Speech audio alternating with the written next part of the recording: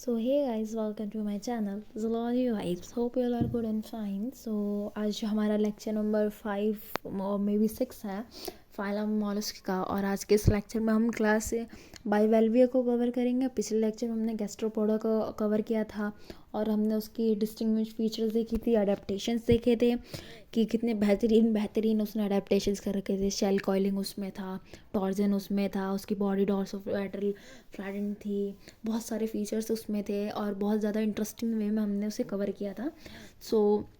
और हमने इवन ये भी देखा था कि उसके जो काफ़ी सारे विसीरियल ऑर्गन्स थे वो कम हो गए थे, किसके वजह से, शेल कॉइलिंग की वजह से हो गए थे। टॉर्जन में टॉर्जन में एट स्ट्रक्चर बन रहा था, कभी यू लूप बन रहा था, कभी 9 डिजिट बन रही थी, डिजिट 9 बन रही थी, बहुत सारे फीचर्स थे। सो आज के इस लेक्चर में हम बाइवेल्विया को कवर करने वाले हैं। तो स्टार्ट करते हैं अपना आज का लेक्चर। जो क्लास बाइवेल्विया है, क्लास बाइवेल्विया जो है, इसे हम पेलिकोफाइडा और लेमीब्रांचिया भी कहते हैं। इसमें काम्स, ऑयस्टर्स और म्यूजल्स इंक्लूड होते हैं। काम्स, ऑयस्टर्स और म्यूजल्स इंक्लूड होते हैं, ठीक है। इनकी जो बॉडी होती है, body of this mollusc are laterally compressed and the shell is form two valves hinges dorsally. The shell covers the body completely.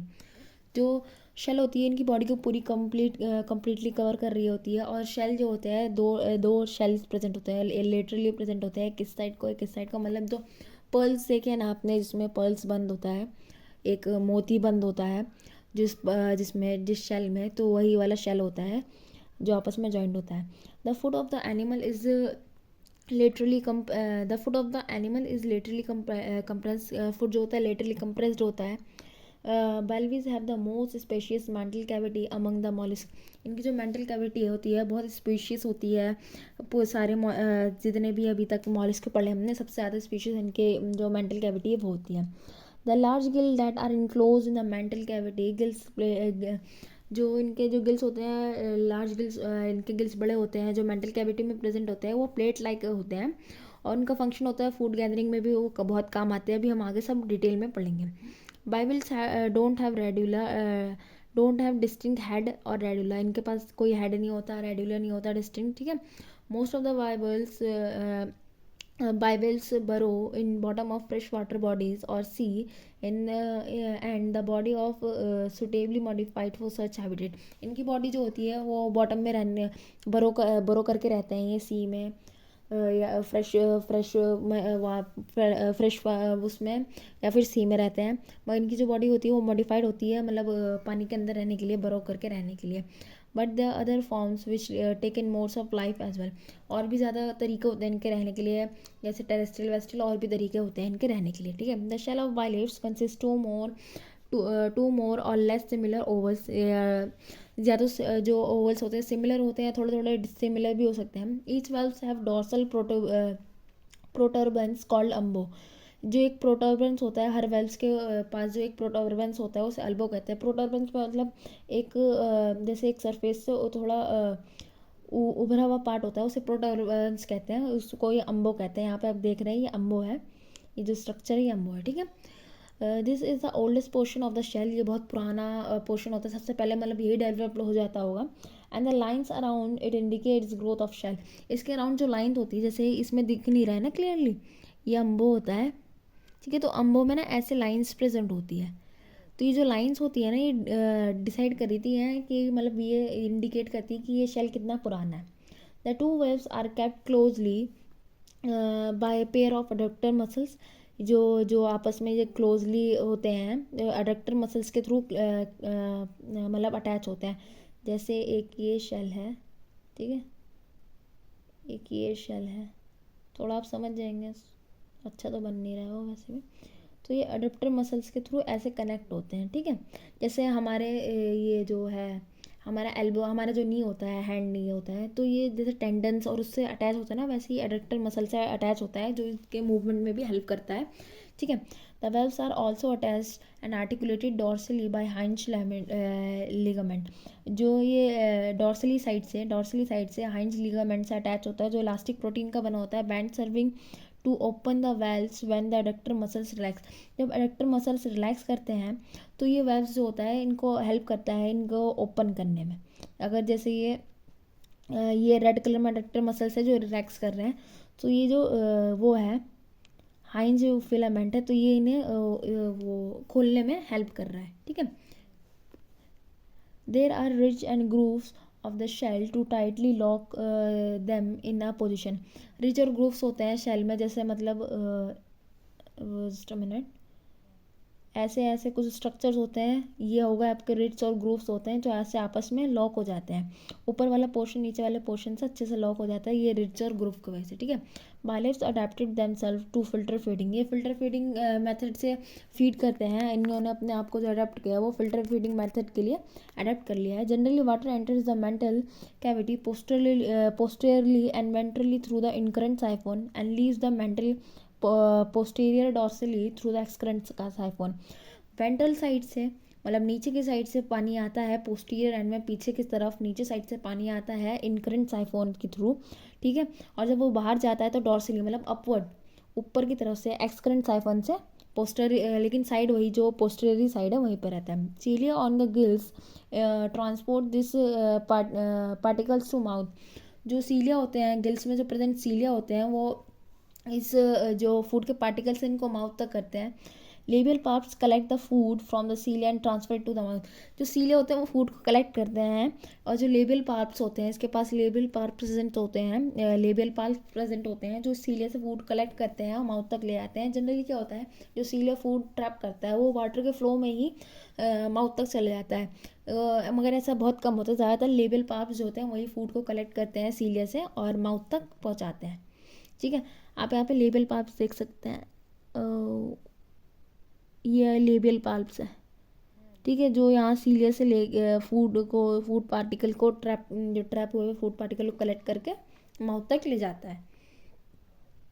In mouth string of mucus release in which the food particle trap.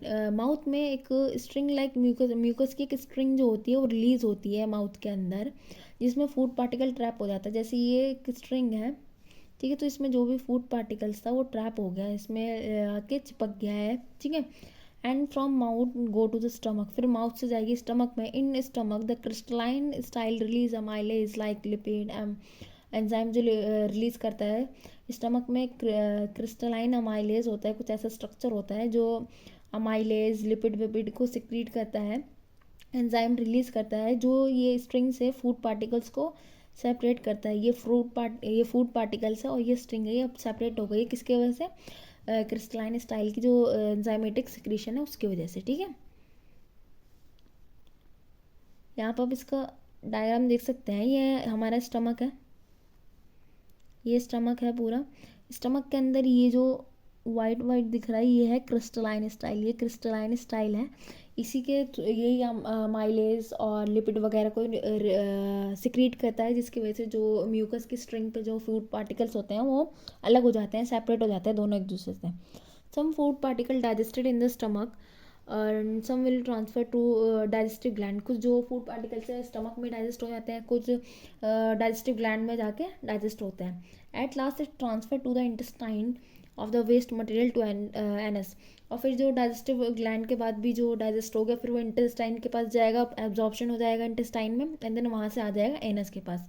जो अनडाइजेस्टेबल food material होता है जैसे कुछ mud rock वगैरह आ जाते हैं जो छोटे छोटे से, वो ऐसी thrown out from cilia gill cilia to the anus part of anus part में चले जाता है। मतलब सीलिया से जैसे मड वर्ड जो भी आ गया वो सीलिया से सीधा एनएस पार्ट में चले जाता है। और इस टाइप के जो फेसेस होते हैं, इस टाइप के जो स्टूल्स होते हैं उन्हें हम सूडो फेसेस कहते हैं, क्योंकि ये ना असली का फूड था ना असली का स्टूल है, तो इसलिए हम सूडो फेसेस कहते हैं, मतलब झूठा फेसेस, ठीक है।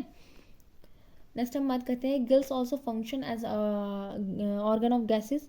गिल्स जो होते हैं वो गैसेस के एक्सचेंज के लिए भी फंक्शन करते हैं। पेयर नेफ्रीडिया और किडनी आर एक्सक्रीटरी ऑर्गन।